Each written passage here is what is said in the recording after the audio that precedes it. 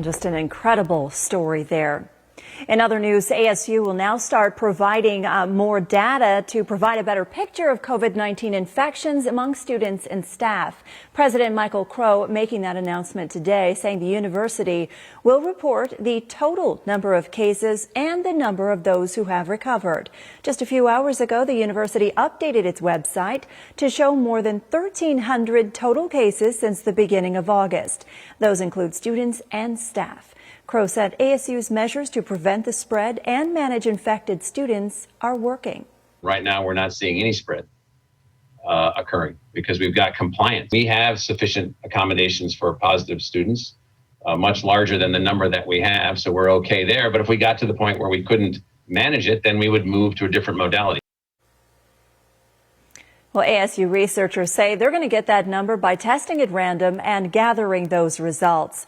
But some students and staff say they still have reservations after President Crow's press conference this afternoon. And Heather, our David Caltabiano had a chance to actually speak with a teacher today who is part of a coalition that is listing off their concerns going forward.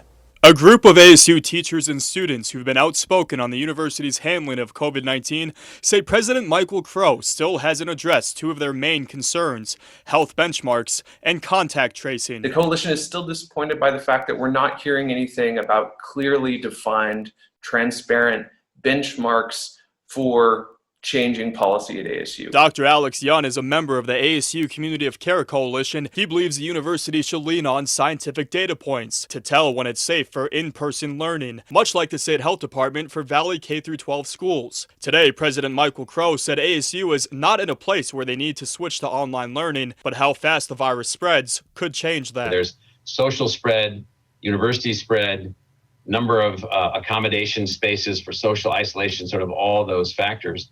And then I think another factor for us would be, how our staff and faculty are doing and what we're seeing happening within the university environment itself. And right now, we're not seeing any spread. And in a statement, ASU told us, quote, there is not one metric, not one single piece of data that we rely on to inform us about what we do, end quote. They also said there is no evidence to suggest the virus is spreading inside the classroom. Michael Crow is a leader who loves quantitative numbers and loves to think quantitatively. But on this issue, he will only give us these vague qualitative statements about, well, it depends on the trends and this, that, and the other. Dr. Young is also concerned with the university's policy on contact tracing. ASU told us they follow CDC recommendations and alert people who've been in contact with a COVID patient if they're within 6 feet of them for more than 10 minutes. Epidemiologically speaking, there's a lot of evidence to suggest that there's risk outside of that very strong definition. In Tempe, David Caltabiano for Arizona's Family.